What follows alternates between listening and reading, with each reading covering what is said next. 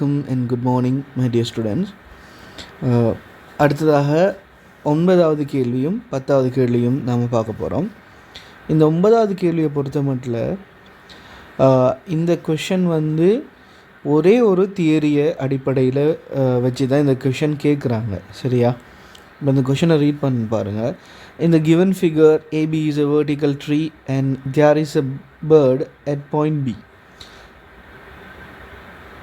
There is a child at point C. அப்போ B என்று சொல்கிறது பேர்டை சொல்கிறாங்க, சைல்டை C என்று சொல்கிறாங்க.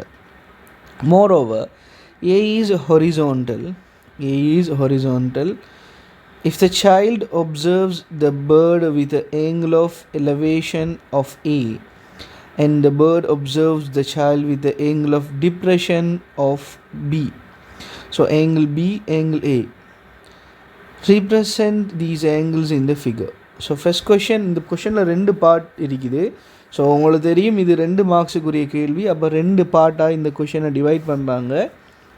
ஃபர்ஸ்ட் பார்ட் உங்களுக்கு தராங்க represent these angles in the figure, write the relationship between A and B. அப்போ 2 கேள்வி. அப்போ இந்த 2 விஷயம் செய்யக்கொள்ள உங்களுக்கு 2 மார்க்ஸ் இதில் ஷோர் பண்ணி எடுத்துக்கொள்ள இயலும். ஓகேவா? சரி, இங்கே கவனிங்களேன். இந்த கொஷனில் இப்போ இந்த கொஷனில் இந்த ஆங்கிள் நம்ம யோசிக்க போனோம்னா இந்த கொஷனை நல்லா பார்த்துக்கோங்க. இந்த கொஷனில் இப்போ நமக்கு தரப்பட்டிருக்கிறது இந்த பி. இந்த பிக்கு பேர்டு சாரி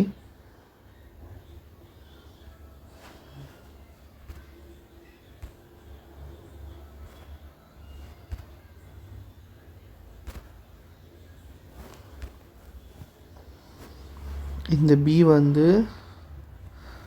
பேர்டை குறிக்கும். அதே போல் இந்த பி பேர்டை குறிக்கும். அதே மாதிரி இந்த சி சைல்டை குறிக்கும். சி சைல்டை குறிக்கும். இந்த பி பேர்டை குறிக்கும். அதே போல் இந்த சி சைல்டை குறிக்கும். இங்கே angle of elevation and angle of depression இது 2ஐயும் மார்க் பண்ணட்டுமா? angle of elevation சொல்கிறது என்னன்னு சொன்னால், angle of elevation சொல்கிறது இந்த பேர்டு இருக்குது தானே, இந்த பேர்டை கீழே இருக்கிற இந்த சைல்டு, இந்த சைல்டு கீழே இருந்து நிமிர்ந்து மேலே பார்ப்பார். என்ன கீழே இந்த மேலே இருக்கிற பேர்டை கீழே இருக்கிற இந்த சைல்டு கீழே இருந்து நிமிர்ந்து மேலே பார்ப்பார். அப்போ அவர் கீழே இருந்து மேலே நிமிர்ந்து பார்க்கும்போது அவரோட கண்ணில் இருந்து அவர் கண்ணோட லெவல், ஐ லெவல் நல்லா ஞாபகம் வச்சுக்கோங்க. அவரோட ஐ லெவலில் இருந்து, அந்த கண் மட்டத்தில் இருந்து, லெவலில் இருந்து அவர் மேலே கண்ணை தூக்கி பார்ப்பார். ஸோ அவர் மேலே கண்ணை தூக்கி பார்க்கும்போது அவருடைய கண்ட லெவல் எப்படி பார்க்குறேன்டா, இந்த பாயிண்ட் தானே சைல்டு, இந்த பாயிண்ட் சைல்டுண்டா அதுக்கு நேராக தான் அவருடைய கண்ணோட லெவல் வரும், ஐ லெவல் அதுக்கு நேராக தான் வரும். இப்போ சைல்டுன்னு இருக்குமென்று சொன்னால் இந்த சைல்டுங்கிற சீக்கு முன்னுக்கு நல்லா ஞாபகம் வச்சுக்கோங்க, இங்கே நின்று தான் நேராக பார்க்க போகிறார். சரியா? இப்போ சைல்டு அவருக்கு முன்னுக்கு தான் அந்த கண் மட்டத்தை பார்ப்பாங்க. அதே மாதிரி பேர்டு எடுத்த வேண்டா அதில் கண் இப்படி வரும், இந்த சைடில் வரும். நான் எரோ மார்க் போட்டு காட்டிக்கிறேன். சரிதானே? இதை கவனமாக பார்த்துக்கோங்க. நிறைய பேர் சார் இது சின்ன ஒரு கேள்வி தானே, இது இப்படி பெருசாக இதுக்கு பற்றி யோசிக்கணுமாண்டா, எஸ், நிறைய பேருக்கு இது சின்ன ஒரு கேள்வியாக இருந்தாலும் இதில் அந்த ப்ராக்டிக்கலான இஷ்யூஸ் நிறைய இந்த கேள்வியில் இருக்குது. இது பார்ட் 1ல் மட்டும் இல்லை, பார்ட் 2ல் ட்ரிக்னோமெட்ரியோட ரிலேட்டடான கொஷின். ஸோ இந்த கொஷனில் இருக்கிற இந்த நாலேஜ் உங்களுக்கு சரியாக கிளியர் அண்டர்ஸ்டாண்ட் ஆகும்னா நீங்கள் பார்ட் 2 கொஷனுக்கும் ஆன்சர் செல்லக்கூடிய அளவுக்கு இருக்கணும். சரிதானே? இந்த எல்லா கொஷன் எக்ஸ்ப்ளனேஷனையும் உங்களுக்கு தொடர்ந்து கவனிச்சிங்கன்னா உங்களுக்கு விளங்கும். நான் ஒரு பார்ட் 1 கொஷனுக்கு பார்ட் 1க்கு மட்டும் ஆன்சர் சொல்லிட்டு போகிற அளவுக்கு நான் அந்த அளவுக்கு நான் இதை எக்ஸ்பிளைன் பண்ணல. என்னுடைய எக்ஸ்ப்ளனேஷன் எப்படி இருக்குமெண்டா இதில் என்னென்ன knowledge இருக்குமோ அதை எல்லாத்தையுமே பார்ட் 2ல் ஒரு கொஷின் இதே மாதிரி வரக்கூடாது, அதை எப்படி அப்ளை பண்ணலாம் என்கிறத பொறுத்து தான் நான் உங்களுக்கு ஃபர்தராக இதை வந்து எக்ஸ்பிளைன் பண்ணிட்டு போகிறேன். அப்போ நல்லா கவனிச்சுக்கோங்க. கீழே இருக்கிற இந்த சைல்டு ஐ லெவல் கண் மட்டம் இப்படி முன்னோக்கி இருக்கும், முன்னுக்கு இருக்கும். பேர்டுக்கு வந்து இப்படி யோசிப்போம், இங்கே தான் அதில் கண் மட்டம் இருக்கும். சரியா? ஸோ இந்த லெவலில் இருந்து மேலே பார்க்குறதால, சரியா, இந்த சியை பாருங்கள், மேலே பார்க்குறதால angle of elevation ஏ வந்து இப்படி வரும், டிகிரி ஏ. சரியா? வெயிட், நான் வேறொரு கலரை யூஸ் பண்ணுறேன். அப்போ angle of elevation எப்படி வருமெண்டா ஏ வந்து இப்போ இந்த ஏங்கில் இருக்கும், இதுதான் angle of elevation. பி வந்து எப்படி இருக்குமெண்டா இங்கே வரும், B angle B angle of depression. நல்லா ஞாபகம் வச்சுக்கோங்க, angle of elevation angle of depression. சரியா? இப்போ விளங்குதானே? இப்போ இந்த பியை இந்த இடத்துல போட்டால் ராங், இந்த பியை இந்த இடத்துல போட்டால் ராங், இந்த ஏயை இந்த இடத்துல போட்டால் ராங். சரிதானே? இந்த பியையும் ஏயையும் சரியான இடத்துல நீங்கள் ப்ளேஸ் பண்ணணும், சரியான இடத்துல நீங்கள் அதை மார்க் பண்ணணுங்கிறதுக்காக தான் நான் இந்த ரெட் கலரால் ஏரோ மார்க் போட்டு அந்த ஐ லெவலை சொன்னேன். சரியா? இப்போ நீங்கள் கிளியராக விளங்கி கொள்வீங்க. angle of elevation ஏயும் angle of depression பியும், அதாவது கீழே இருக்கிற சைல்டு மேல் நோக்கி பார்க்கக்கொள்ள அந்த ஏ தான் அவரோட ஏற்ற கோணம் angle of elevation.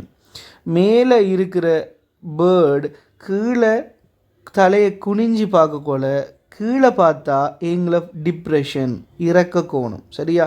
அப்போ அதில் கண் மட்டத்தை பாருங்கள், பேர்டு ஐ லெவலில் நான் அந்த ரெட் லைட்டாக மேலே ரெட் லைட்டில் போட்டிருக்கிறேன். இங்கே பாருங்கள், இதே ரெட் லைட் கலரில் போட்டிருக்கிறேன். ஓகே, இந்த ரெட் கலரில் போட்டிருக்கிறேன். ஓகே, இங்கே பாருங்கள், நான் ப்ளூ லைட்டில் வந்து இதை வந்து நான் இதை மென்ஷன் பண்ணிக்கிறேன். நான் வந்து உங்களுக்கு angle of depression பி என்று மார்க் பண்ணிக்கிறேன், angle of elevation ப்ளூ லைட்டில் வந்து உங்களுக்கு ஏ என்று மார்க் பண்ணிக்கிறேன். சரிதானே? கிளியரா?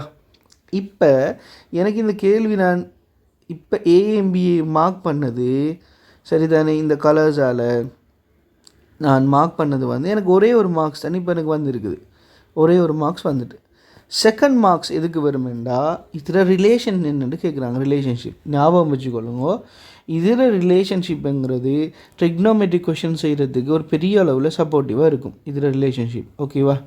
அதில் எப்படின்னு சொன்னால் இந்த ஏங்கில் கொஞ்சம் பாருங்கள், நான் 3வது கலர் யூஸ் பண்ணுறேன். சரியா? நான் 3வது ஒரு எல்லோ கலரில் யூஸ் பண்ணுறேனே, இங்கே பாருங்கள், இந்த ஐ லைன், இந்த பி, இந்த ஏ, இது எல்லாமே வந்து சரியா, இந்த ஐ லைன் பிஏ இது எல்லாமே வந்து சரியா ஒரு ஒரு பெரலல் செக்மெண்ட்டுக்குள்ளே வார 2 ஏங்கிளாக போய்ட்டுரும். ஏனென்று சொன்னால் இந்த ஐ லெவலும் நாம் ஹொரிசோண்டலாக தான் எடுக்க போகிறோம், நேராக தான். இந்த பீட ஐ லெவலையும் நாம் ஹொரிசோண்டலாக தான் எடுக்க போகிறோம். தியாஃபோர் பீட ஐ லெவலை நாம் ஏட ஐ லெவலையும் கம்பேர் பண்ணக்கொள்ள ரெண்டுமே ஒரு பெரலலான லைனாக நமக்கு கன்சிடர் ஆகிடும்.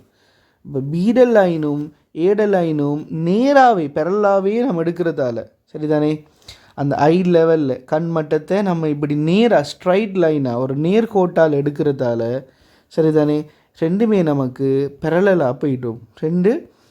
அதுவும் பெரலல் இதுவும் பெரலல் ஆயிடும். அப்போ பேர்ட் ஐ லெவலுக்கும் சைல்டு ஐ லெவலுக்கும் ஒரு பெரலல் ரிலேஷன்ஷிப் இருக்கிறதால இது வந்து ஆல்டர்னேட் ஏங்கிள்ஸ் வரும். அந்த ஜெட் ஃபார்மேட்டில் இருக்குது.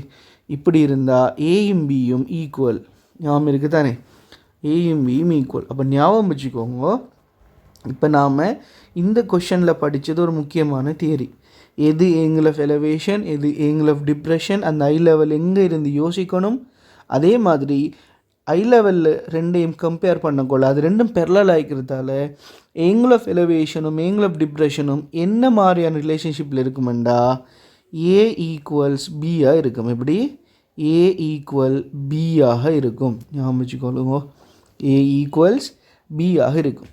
ஏனெண்டா சைல்டு ஐ லெவலும் பேர்ட் ஐ லெவலும் ஒரு பெரலலான ரிலேஷன்ஷிப்பில் இருக்கும். இதை மறந்துடக்கூடாது. இந்த ஏ ஈக்குவல் பிங்கிற ரிலேஷன்ஷிப் வந்து நம்ம ட்ரிக்னோமெட்ரி யூஸ் பண்ணும்போது ஏன் பிகாஸ் இது ஒரு பாருங்க 90 டிகிரி. ஸோ இந்த இடத்துல இது வந்து ஒரு பைத்தகரஸ் தியரம்.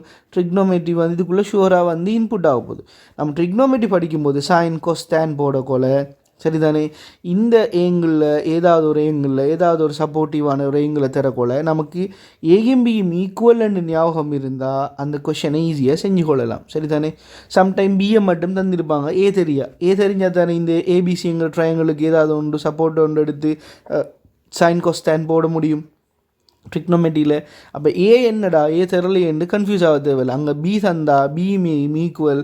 ஸோ அந்த இடத்துல பிக்குரிய ஏங்கில் நீங்கள் ஏக்கு யூஸ் பண்ணி நீங்கள் அந்த கொஷனை செஞ்சு கொள்ளலாம். ஓகேவா, நாம் பார்ட் 2 செய்யும்போது இந்த தியரி எந்த அளவுக்கு அந்த இடத்துல சப்போர்ட்டிவாக இருக்குதுங்கிறத நான் உங்களுக்கு ஃபர்தர் அதை நான் எக்ஸ்பிளைன் பண்ணுறேன். இப்போ ஞாபகம் வச்சுக்கொள்ளுங்க, நான் சொன்ன விஷயம் ஐலைன் எப்படி யோசிக்கிற ரெட் லைனில் போட்டிக்கிறேன் பாருங்க, ஐலைனை பாருங்க. அதே மாதிரி ஏங்கிள் ஆஃப் எலிவேஷன் எது, ஏங்கிள் ஆஃப் டிப்ரெஷன் எது, எப்படி அது ரெண்டும் ரிலேஷன்ஷிப் ஆகுது, அது ரெண்டுக்கும் என்ன சரிதானே ரிலேஷன்ஷிப் ஆகுதுங்கிறதையும் பார்த்துக்கொள்ளுங்க. ஓகே தானே, ரைட்.